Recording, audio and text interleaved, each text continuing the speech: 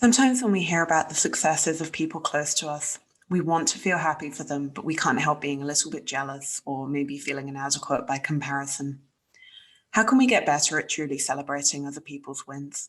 It's a very beautiful question. I think one of the most important aspects of emotional agility is this idea that when we become more grounded in our values, in our own why, in what is important to us, it becomes easier for us to be gracious with other people's wins. Because what happens very frequently, and in fact is a pervasive psychological phenomenon, is what we call social contagion.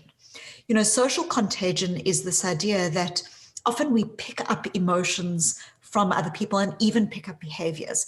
And just to give you an example of how profound this is, if you are in other days, in other times on an airplane, and you sitting on this airplane and your seat partner buys candy, even if you do not know the person, you are 70% more likely to buy candy. We know in large-scale epidemiological studies that if someone in your social network, even 2 or 3 degrees of separation from you, you don't even need to know them, gets divorced, you are more likely to get divorced. Puts on weight, you are more likely to put on weight. Stops exercising, you are. So there are large-scale epidemiological studies that show that what happens in our social network is particular behaviors become normalized, and without us even knowing, we start doing the behaviors. We start wanting to drive the same car that another person's driving. We start wanting that promotion. We start going to meetings and everyone's on their cell phones and we bring our cell phone. So we start doing this. And what this does is it takes us further and further away from ourselves.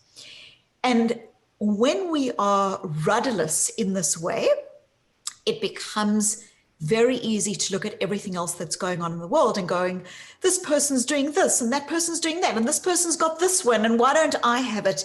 And it's very difficult because you're using the other person, that external benchmark, as a litmus of your own success.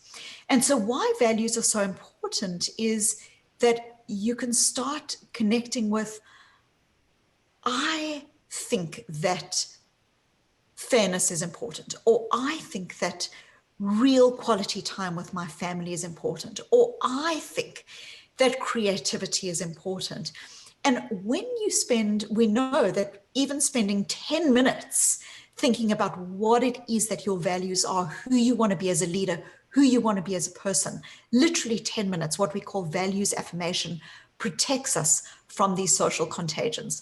So that's probably a more long-winded answer to the question that you were asking, but I think that it is extraordinarily important for us to have a sense of what our values are, because when we are living life through the lens of our values, then it becomes easier for us to say, well, creativity is important and I'm spending my time doing this creative pursuit and I'm not spending my time doing that creative pursuit that someone else is doing and that they're successful in. And so I'm able to see their win as their win and my win as my win, and not to be in a zero-sum game with the person. So I think owning and understanding our values becomes really important. And it's even more important when we have one of the most toxic human experiences that is available to us right now, which is social comparison at a level not yet seen in society, and that is via social media. Because now you aren't just comparing yourself to the win of some kid that you didn't like in 8th grade who's now driving around in a Ferrari. You are now exposed to a million 21-year-olds now driving around in Ferraris, and it can become very disconcerting when we keep on comparing ourselves. And so being grounded in what is important to us helps us to make our decisions about what do I want? What do I need? What am I going to invest in a way that's just extraordinarily important for us as humans?